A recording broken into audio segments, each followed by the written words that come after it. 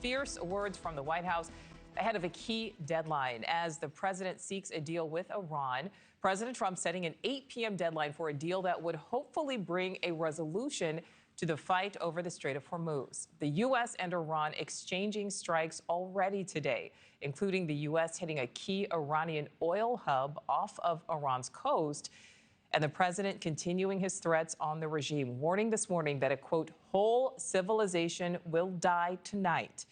International correspondent Robert Sherman is live in Tel Aviv. So, Robert, I know you heard sirens earlier today. What can you tell us at this hour? Yeah, hey there, Nichole. Well, we're in the midst of a steady back and forth in the hours leading up to this 8 p.m. Eastern time deadline from President Trump, with missiles and strikes going in both different directions here.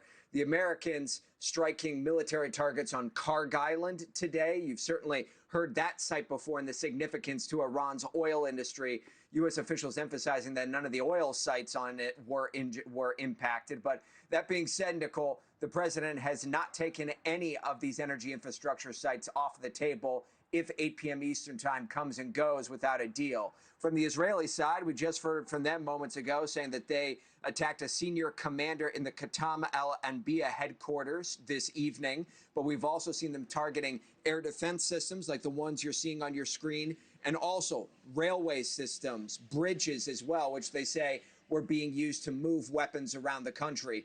Prime Minister Benjamin Netanyahu standing by those decisions, saying these actions, which I approved together with the Minister of Defense, are not aimed at the Iranian people. On the contrary, they are intended to weaken and crush the regime of terror that has oppressed them for 47 years. This is no longer the same Iran, and it is no longer the same Israel. We are changing the balance of power from end to end. You are seeing warnings come down across the region. The U.S. Embassy in Bahrain telling its staff members there to shelter in place, with the IDF telling civilians here in Israel to be prepared for the possibility of a very, very tense evening ahead. Nichole. So, Robert, at this point, what is Iran saying about the possibility of striking a deal? Well, we have heard them say that the diplomatic talks are continuing on, particularly with Pakistan, who's been the main mediating entity that has stepped to the forefront in recent days. And we just heard from the Saudi Arabian state news agency that those conversations between Pakistan and Saudi Arabia have continued on as well. So there is still diplomacy taking place. That said, Iran's president saying this evening, if diplomacy fails, they're prepared to stand their ground, writing over 14 million proud Iranians have, up to this moment, declared their readiness to sacrifice their lives in defense of Iran. I, too, have been, am, and will be a sacrificer for Iran.